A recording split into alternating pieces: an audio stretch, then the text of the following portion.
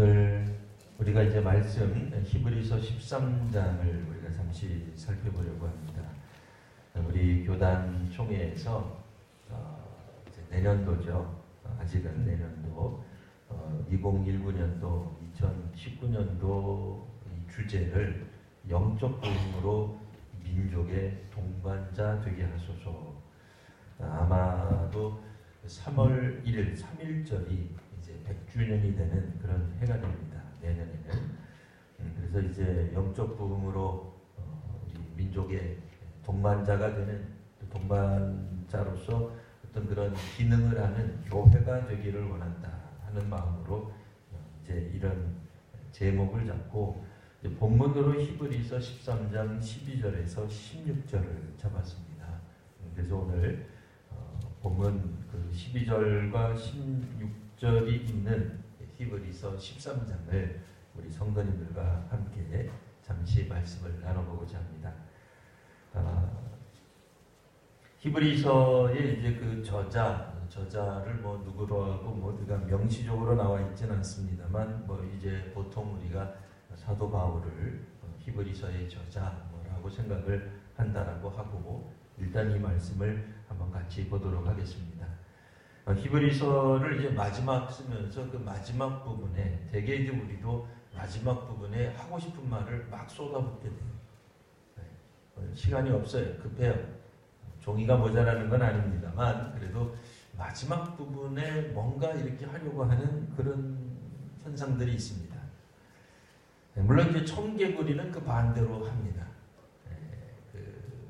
이제 어머니 이제 개구리의 이제 유언을 고지고대로 듣고는 그대로 해서 문제가 되긴 합니다만 뭐 여하튼 사람들도 되게 이 마지막 유언, 마지막 이야기, 또 마지막 페이지 이런 부분들을 중요하게 여깁니다.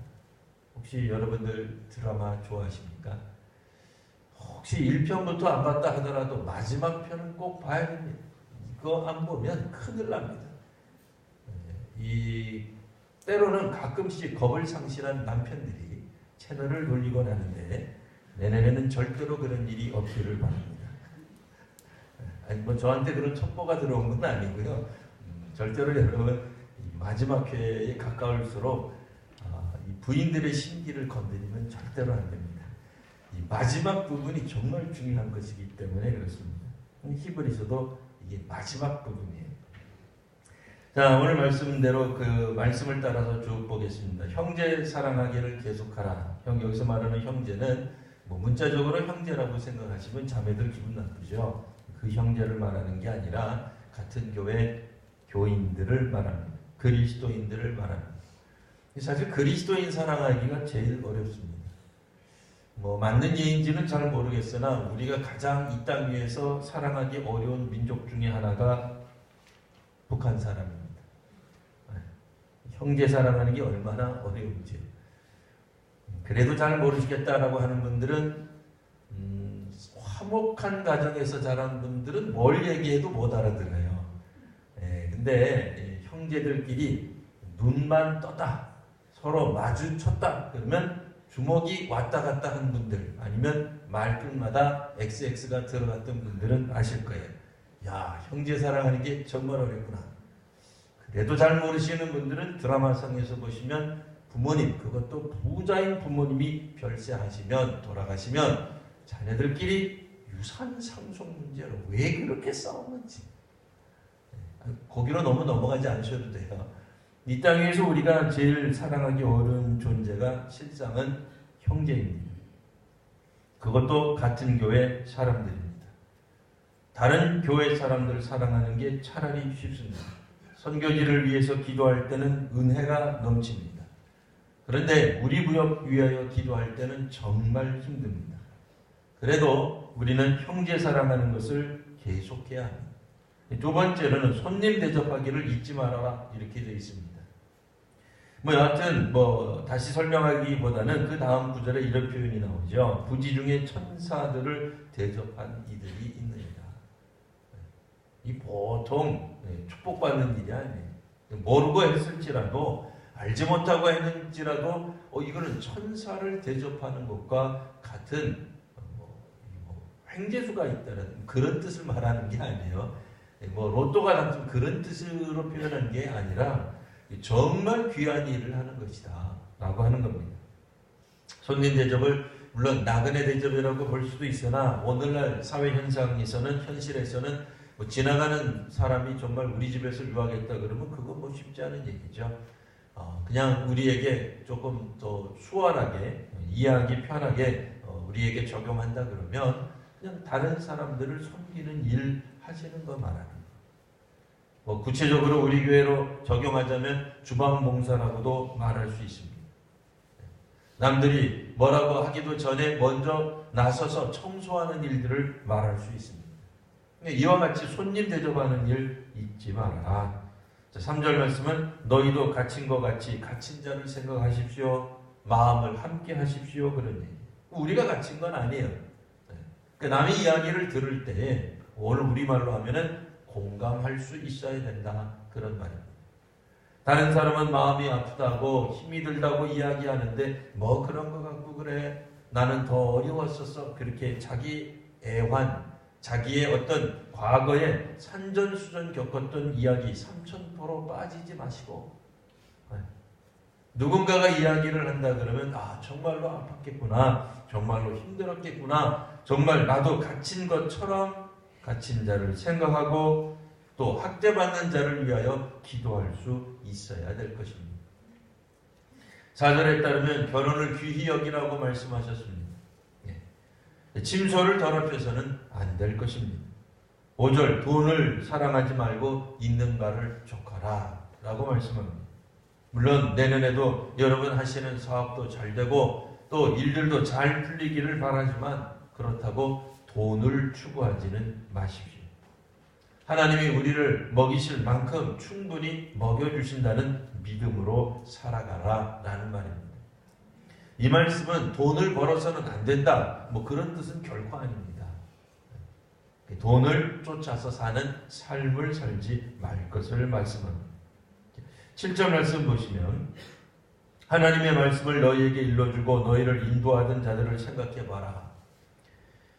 지난 한 해 동안 여러분들에게 하나님 말씀을 가르쳐 주었던 사역자들이 있습니다. 구역장님들이 있습니다. 이런 분들을 잘 살펴보십시오.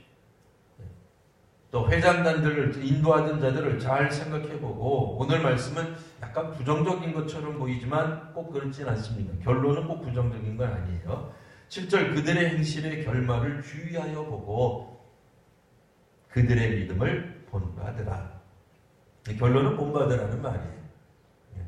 좋은 믿음, 좋은 말씀 이것을 잘 살펴봐라. 그들의 행실의 결말 이것을 보고 주의할 나쁜 목회자 그런 이야기를 한다기보다는 그래도 말씀을 가르쳐준 사람을 잘 살펴볼 필요가 있습니다. 사실 우리보다도 더욱더 중요한 우리의 스승이 계시죠. 8절 예수 그리스도는 어제나 오늘이나 영원토록 동일하십니다. 주께서 주시는 교훈에 우리가 따라가야 될 것입니다. 혹자들은 그런 이야기들을 하는 사람들도 있을 거예요. 야, 이 음식을 통해서 우리가 하나님께 얼마나 영광을 돌릴 수 있는지 하면서 이야기하는 사람들도 곧 나올 것이다 하는 얘기예요. 근데 그런 사람들도 있지만 음식으로서 우리가 은혜를 받는 게 아니에요. 우리의 마음은 다른 교훈에 끌리지 않고 마음은 은혜로서 굳게함이 아름다운 것이에요. 우리가 은혜를 받는 것 그것은 예수 그리스도를 따라갈 때에 은혜를 받는 것이지 음식을 이것을 먹어야 되는데 저것을 먹어야 되는데 이러쿵 저러쿵 한다고 해서 그걸 다 따라고 했다고 해가지고 음식을 어떤 규정으로 잘 지켰다고 해서 우리가 영적인 유익이 있느냐? 그렇진 않아요. 육신의 유익은 있죠. 분명히 육신적 유익은 있을 겁니다. 음식을 잘 먹는 건 좋은 일이에요. 그러나 그것이 영적 유익은 아니에요. 그럼 무슨 얘기예요? 너무 그런 것 가지고 다투지도 말고 마음 상하지도 말고 어떤 특별한 레시피를 따라야만 합니다. 꼭 그렇게 주장하지 않아도 된다고요. 이 말씀을 조금 더 확대 해석하면 어떤 사람들은 일주일에 한 번씩 꼭 금식해야 됩니다. 이렇게 말했다. 안 먹어야 된다 이거예요. 하나님 앞에서. 근데 먹는 이도 하나님 앞에서 혹은 먹지 않는 이도 하나님 앞에서 다 은혜를 받을 수 있습니다. 꼭 먹어야만 되는 것도 아니고 안 먹어도 되고 안 먹어야 되는 것도 아니다 말이에요. 우리는 예수님 때문에 은혜를 받는 것이지 은총을 받는 것이고 믿음에 이르는 것이지 다른 어떤 것을 붙들 이유가 없는 것입니다. 예수님은 그러면 어떠한 분이십니까? 10절에 보시면 우리가 믿는 믿음이 있습니다. 제단이 있습니다. 근데 장막에서 섬기는 사람들이 있어요. 그러니까 구약의 율법에 따라 섬기는 사람들이 있어요. 이 사람들은 우리 제단에 와서 먹을 권한이 없는 거예요. 그들 옛날 구약의 율법을 따랐던 사람들은 11절에 있는 것처럼 죄를 위한 짐승의 피를 대제사장이 가지고 성소에 들어가고 그 짐승의 육체는 영문 밖에서 불살라버렸어요. 우리는 옛 유대교와 틀린 사람들이에요. 왜냐하면 우리는 어떻게 하느냐? 예수님은 제사장이 그의 예수님의 피를 가지고 성소에 들어간 게 아니라 예수님이 어떻게 하셨어요? 백성을 거룩하게 하려고 성문 밖에서 고난을 받으셨어요. 그러니 믿음의 사람들은 올해뿐 아니라 내년에도 고난 받는 일을 기꺼이 갈 수 있어야 됩니다. 사실 우리가 고난 받는 게 그다지 좋은 거 아니에요. 고난 받을 게 누가 좋아하겠어요? 고난이라고 하는 건 오늘 우리 식으로 말하면 손가락질 당하는 거예요. 자존심 상할 일이에요. 힘든 일이에요. 행복한 일이 아니에요. 우리가 얼마나 자존심이 강한지 다른 사람이 우리에게 무엇이라고 말을 하면 그것 때문에 몇 날 며칠 잠을 못 자기도 한단 말이에요. 그러나 우리의 예수님은 우리를 거룩하게 하시려고 성문 밖에서 고난을 당하셨어요. 그 성문 밖 골고다 언덕에서 십자가 지셨음을 말하는 거예요. 13절 그런즉 우리도 그의 치욕을 짊어지고 영문 밖으로 나아가야 되는 것입니다. 음식 먹고 마시고 뭐 그런 거 가지고 우리가 우리의 신앙을 자랑할 일이 아니에요. 이렇게 먹어야 됩니다. 이렇게 먹지 말아야 됩니다. 그 음식 며칠에 한 번씩 해야 합니다. 뭐 1년에 한 번은 꼭 해야죠. 나는 40일 음식을 몇 번 했는데 아무개 집사님은 몇 번 했습니까? 이런 얘기 하지 않아도 돼요. 중요한 건 우리가 예수님을 뒤따라가는 것이 훨씬 더 중요한 의미예요. 그게 신앙의 길이에요. 근데 그 길은 어떤 길이냐? 우리도 예수님의 치욕을 짊어지고 우리도 치욕당하는 거예요. 우리도 고난당하는 거예요. 부끄러움을 당하는 거예요. 수치를 당하는 거예요. 치욕, 그럼 무슨 생각 드세요? 부르르 떠는 것 생각 들지 않으세요? 네, 그 치욕이에요. 혹 누가 여러분들을 치욕스럽게 합니까? 그거 견뎌낼 수 있어야 됩니다. 네. 뭐 치욕을 해도 된다 그런 뜻은 아니에요. 그거는 하지 마세요. 일부러 우리 목사님 저렇게 설교했으니 내년에 얼마나 치욕을 잘 건드냐 내가 한번 그렇게는 하지 마세요. 저도 속이 많이 상해요. 네. 그런 거 하지 마세요. 미리 말씀드렸어요. 네. 그래 중요한 건 뭐예요? 믿음의 사람들이 나는 뭐 조금이라도 손해 볼 수 없다. 네. 내 뺨을 한 대 때렸어? 어디 두고 보자. 나도 널 언젠가는 한 번 때리리라. 그렇게 살아가서는 곤란하다 그 얘기예요. 자 14절 우리가 여기에는 영구한 조성이 없어요. 네. 이 땅에 영원히 소망 가질 게 뭐가 있겠어요? 이 땅의 정부가 여러분에게 영원한 소망을 줍니까? 네. 물론 이제 우리가 대한민국 국민이기 때문에 정부가 잘 돼야 됩니다. 나라가 잘 돼야 됩니다. 당연한 얘기예요. 그러나 그렇다 손 치더라도 영구한 도성이 이곳이 될 수가 없습니다. 심지어는 우리가 살고 있는 그 집조차도 우리가 영원히 살 곳이 되지 못합니다. 그러니 우리는 장차 올 것을 찾는 사람들입니다. 미래적 신앙, 소망을 가질 수밖에 없다. 이 땅에서의 도성과 반대되는 대비되는 개념 뭐겠어요? 하나님의 도성, 하나님의 나라예요. 하나님 나라를 우리가 바라보고 살아갈 수밖에 없다라는 말입니다. 15절 그러므로 우리는 예수로 말미암아 어떻게 살아가요? 항상 찬송의 제사를 올려드리는 이게 그의 이름을 증언하는 입술의 열매입니다. 여러분 오늘 우리가 이번 한 해 동안 어떤 입술의 열매를 맺었는가 곰곰이 생각해 보십시오. 옛날에 그런 표현이 있었어요. 모이면 기도하고 흩어지면 전도한다. 네. 요즘은 모였다 그러면 그냥 남의 험담하고 누가 못됐다 그러고 흩어지면 흩어져서도 또 해요. 핸드폰으로도 하고 SNS도 올리고 모이면 또 얘기해요. 이 참 곤란합니다. 근데 또 이게 그렇게 또 재미가 있어요. 네. 사람이 또 그렇게 하면 맛이 있어야지. 그죠? 예수 믿는 사람들 뭐 술, 담배도 안 하는데 뭐 그렇게라도 해서를 풀어야지. 뭐 어떡하겠어요. 네. 푸는 건 좋은데 입술에 열매가 좀 맺혀져야 되잖아요. 이 찬송이 나와야 되는데 노상 불평만 나오는 거예요. 불만만 나오는 거예요. 다른 사람이 한 거 깎아내리는 건 쉬운 거라니까요. 네. 다른 사람들 평가하기 좋아해요. 여러분 뭐 미술이든 뭐 문학이든 비평가들 보시면 얼마나 신랄하게 비평하는지. 네? 근데 그분들 보고 당신이 한번 음악 해봐라. 당신이 한번 미술 해봐라. 그런 건 잘 못해요 그분들이. 네, 왜요? 그분들은 비평만 잘하는 거예요. 네, 기본적으로 그래요. 뭐 그렇다고 해서 그분들이 나쁜 사람들은 아닙니다만 뭐 그분들은 뭐 직업으로 비평하는 분들인데 우리는 좀 다르잖아요. 우리의 입술에 과연 우리가 어떤 열매를 맺고 있는가 한번 생각해 봐야 되겠습니다. 16절 오직 선을 행함과 서로 나누어 주기를 잊지 마라. 내년에는 좀 잘 나누어 주십시오. 네, 여러분 가지신 집안에 있는 것들 중에 한 대 5년쯤 안 쓰는 거 일단 쓸만한 걸 나눠줘야지. 쓰레기를 이렇게 나눠주면 큰일 납니다. 그러면 곤란합니다. 못 쓰는 거, 예? 나도 뭐 이제 뭐 안 쓰고 그냥 버려야 될 거, 예? 뭐 이런 거를 뭐 기쁜 마음으로 남한테 주고 그러시면 안 됩니다. 예? 그런 건 아주 못된 짓이에요. 예? 그럴 때는 쓰레기 내는 그 값까지 같이 주시면 모를까. 예? 그런 거 말고 쓸만한 거, 예? 멀쩡한 거. 근데 우리 집에 우리가 보면 알아요. 1년 내내 안 쓰는 게 있어요. 심지어는 어디 뒀는지 기억도 안 나. 조금 더 지나면 뭘 뒀는지 기억이 안 나. 그죠? 내가 뭘 갖고 있는지도 몰라요. 그래서 나중에 물론 찾는 기쁨은 있어요. 이게 이런 게 있었네. 이게 내 거였네. 뭐 그런 기쁨은 있을 수 있는데 뭐 집에서 보물 찾기 하지 마시고 한번 뒤져보세요. 쉽게는 안 되죠. 일부러라도 이사를 한번 해보세요. 이사를 해보면 뭐가 나옵니다.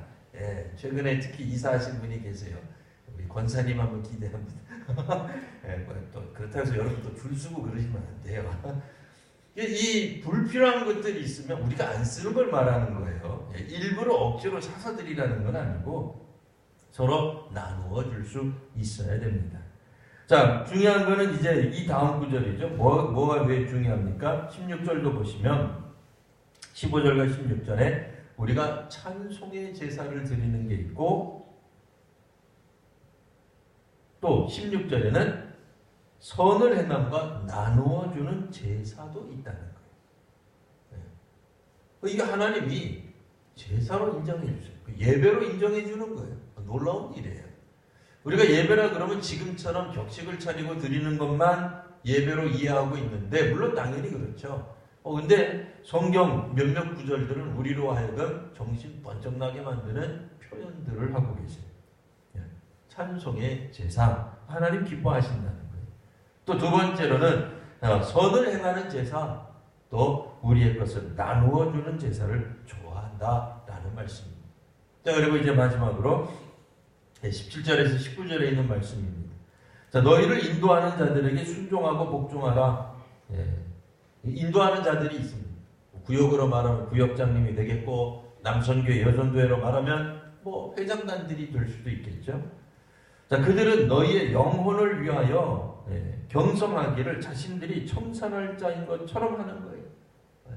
뭐 마음이 조금 복잡하게 쓰여져 있긴 합니다만 뭐 그냥 쉬운 말로 우리말로 다시 하면은 여러분들의 영혼의 문제를 위하여 마치 자기가 해결사인 것처럼 자기가 해결해 줄 수 있어요. 물론 우리가 해결 못하죠. 그렇잖아요.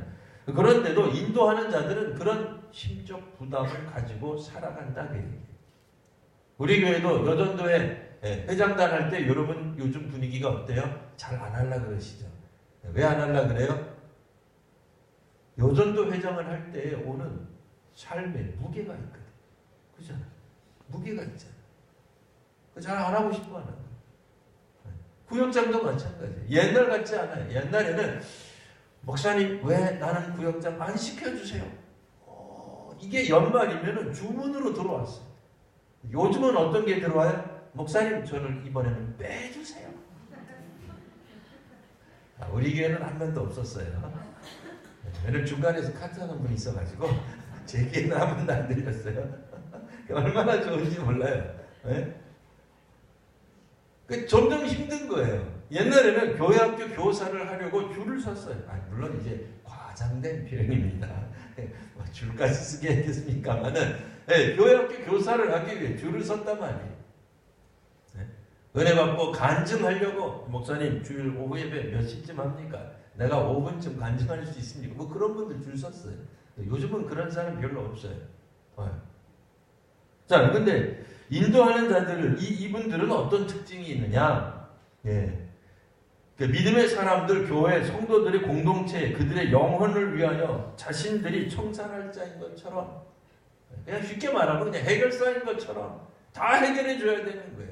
성도님들이 이런 문제가 있으면 그 문제도 해결해 줘야 되고, 저 문제가 있으면 저것도 해결해 줘야 돼요. 목사님 김치가 짜요 그러면 그것도 해결해 줘야 돼요. 매워요 그러면 그것도 해결해 줘야 된다고 생각하는 게 누구다? 사람이 그렇게 생각한단 말이에요. 우리 교회로 말하면 뭐예요? 여전도 회장, 혹은 봉사부장, 혹은 목회자는 그렇게 생각하는 사람이에요. 여러분들이 혹 아프다라고 생각하면 거짓말 좀 못해서 저거 혹시 내가 기도 안 해서 아픈 거 아닌가? 그런 생각한단 말이에요. 여러분 부모님도 그렇게 생각 안 하세요? 자녀가 무슨 문제 생기면 저거 나 때문에 그러지 싶지라고 생각하기도 하잖아요. 자, 그러니 그들로 하여금 즐거움으로 이것을 하게 하고 뭐예요? 즐거움으로 사역할 수 있게 하고 근심으로 겨우겨우 해내게 하지 말아라. 구역장 하는 분들 좀 신나게 구역장 할 수 있도록 좀 도와줘라. 여전도 회장 하는데 그거 뒤에서 그거 지난번 회장은 이랬는데 왜 당신은 그러느니 그러지 말고 기왕 하는 거 즐거움으로 하도록 좀 도와줘라. 자, 그렇지 않으면 너희에게 뭐가 없다고요? 유익이 없어요. 그렇잖아요.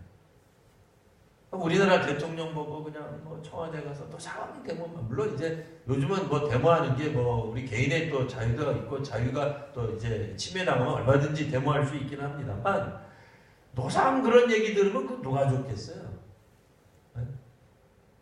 누군가가 어떤 공인으로서 활동을 했는데 댓글에 그냥 다 나쁜 말만 쓰여 있어요. 그럼 그거 하고 싶겠어요? 그거 하기 싫죠. 기왕이면은 좀 할 수 있도록 해주어라. 그래서 18절 말씀, 우리를 위하여 기도하라. 우리가 모든 일에 선하게 행하려 함으로, 근데 사실은 좀 부족하잖아요. 아무리 사도들이라 할지라도, 사도 그룹 아니라 누구라 할지라도 연약해. 그들을 위하여 기도해 주어라. 또 내가 더 속히 너희에게 돌아가 또 직접 만나보기를 원하는데 그래 너희가 기도하기를 더욱더 원하노라 라고 이렇게 또 결론을 내리고 있습니다. 그래서 오늘 이따가도 우리가 말씀 카드를 나누어 줄 때 저는 이제 우리 사실 맨 처음에 생각할 때는 우리 교회에 역사상 아마 그래 본 적이 없었을 것 같아요. 이런저런 이유로 그냥 제가 다 설명 안 하고요. 이런저런 이유로 우리 교회 사역자들이 올해는 이상하게 목사님들로만 또 구성이 됐어요. 5분이 계셔서 다 나오셔서 여러분들에게 말씀 카드를 나눠주면서 기도를 해드리면 어떨까 하는 생각을 했었는데 또 어떤 분은 또 오신 지 하루밖에 안 되고 며칠밖에 안 되고 등등 있어서 이따가 그래도 나오실 분들만 나와서 우리 성도님들 위해 기도하고 말씀 카드를 나누어 드리려고 합니다. 저는 기본적으로 뭐 우리 장로님도 기도하실 때 특별히 부교육자나 혹은 부목사라는 표현을 쓰지 않아서 정말 감사했어요. 네. 우리 교회 주보에도 물론 이제 노예에 들어가면 이제 다 부목사라는 그런 직함이 있기는 있어요. 근데 노예에 가도 우리는 부목사님 이렇게 안 불러요. 뭐라고 부르겠어요? 목사는 목사라고 불러요. 예, 뭐 부목사라고 안 불러요. 뭐 예를 들어서 교육 목사님 뭐 이상하죠. 그렇게 안 불러요. 협동 목사님 그렇게 안 불러요. 약간 그냥 이 목사의 그냥 칭호고 호칭이고 그냥 구분할 때 쓰는 거지. 그냥 목사죠. 예, 그러니까 그런 의미에서 저는 우리 사역자들을 그냥 목사라고 생각합니다. 당연히 뭐 당연한 말이지만, 그러니까 뭐 물론 이제 저를 돕는 사역을 하고 있지만 궁극적으로는 주님을 위한 사역에 모두가 다 동참하는 목회자라고 생각을 합니다. 그런 의미에서 물론 저도 기도하겠지만 또 우리 목사님들도 우리 성도님들을 위해서 기도하기 때문에 이따가 말씀 카드를 나눌 때 한번 저도 있겠습니다만 저한테 받으시기 원하시는 분들은 또 줄을 서주시고 또 다른 목사님들도 또 저와 똑같은 다 목사님들이세요. 뭐 알고 보면 우리 목사님들 가운데는 뭐 저보다 나이가 많으신 분도 있고 뭐 학번이 그렇게 뭐 별로 차이 나지도 않아요. 네, 그러니까 우리 성도님들이 특별히 또 교육자들을 위해서도 많이 기도해 주시기를 바랍니다. 올해 이제 이 올해가 언제냐면은 2019년이에요. 이제는 벌써 지나갔어요. 어느 교회 가면은 꼭 그런 거 하더라고요. 이렇게 설교하다가도 갑자기 딱 끊으세요. 이게 제가 놀랐어요. 왜 저 목사님 설교하다가 끊을까? 그러니 이게 뭐 쑥 내려오더니 카운트다운이 돼요. 그러면서 뭐 이제 외쳐요. 성도님들이 다 같이 뭐 이렇게 8, 7 뭐 이래가지고 나중에 되면은 막 박수치고 환호하고 그것도 되게 뭐 있어 보이더라고요. 근데 우리 교회는 이렇게 안 해요. 안 하고 설교를 듣다가 말씀을 듣다가 세월이 가는 제 꿈이 뭐냐면 찬송 듣다가 혹은 찬송을 부르다가 천국에 갔으면 하는 생각이 있어요. 아니 그렇다고 해서 여러분들 갑자기 지금 돌아가시라는 얘기는 아니에요. 그런 얘기는 아닌데 꼭 그거를 뭐 날짜를 계산하고 뭐 이렇게 뭐 그러지 않아도 그냥 이렇게 넘어가도 될 것 같아요. 여하튼 오늘 히브리서 13장에 있는 말씀을 우리 19년의 새로운 우리에게 주시는 또 말씀으로 또 우리가 받아들이고 또 새롭게 또 각오하고 또 결단하는 귀한 우리 성도님들 되시기를 바랍니다. 기도하겠습니다.